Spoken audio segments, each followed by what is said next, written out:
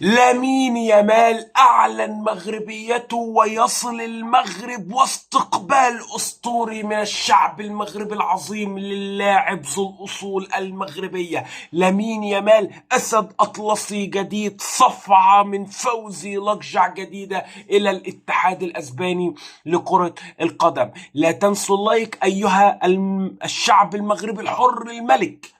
المغاربة الأحرار الملوك فقط هم دي قناتكم، تشتركوا فيها وتفعلوا الجرس علشان يصلكم كل جديدنا وتعملوا لايكات فيها. الباقيين الغوا اشتراككم من قناتي، مش عاوزكم، روحوا يلا اعملوا لايكات واشتراكات لقنوات الكذب، قنوات الخزي والعار، قنوات اللي بتتعامل مع المغاربة اكنهم جهلاء اغبياء.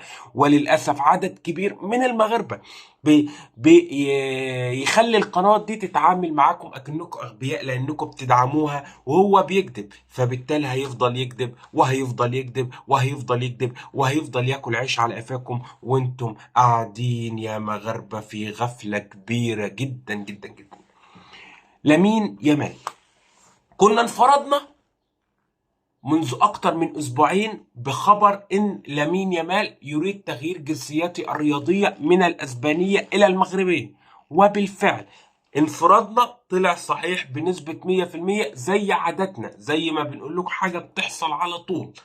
لامين يامال تقدم بطلب للفيفا طبعا زي ما انتم متابعين الأخبار، والفيفا وافقت على طلب لامين يامال بتغيير جنسيته الرياضية من الأسبانية إلى المغربية. لامين يامال سيتواجد مع المنتخب المغربي امتى؟ بنسبة تفوق 80% هيتواجد في المعسكر الشهر القادم، لكن الأكيد إنه سيتواجد في معسكر شهر 6 بنسبة مليار في المية. لامين يامال النهاردة بعد ماتش برشلونة ولاس بالماس امبارح، النهاردة فوجئنا كلنا إنه وصل للمغرب منذ قليل، هيقضي ساعات قليلة يحتفل مع الشعب المغربي، يحتفل مع أحبائه وأنصاره بقراره بإعلان مغربيته، وهيعود تاني إلى برشلونة يستكمل المشوار، ومن ثم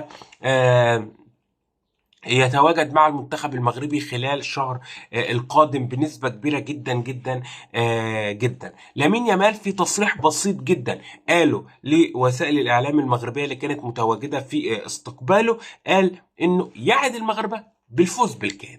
دي الكلمة الوحيدة اللي قالها لامين يامال النهاردة في تصريحه.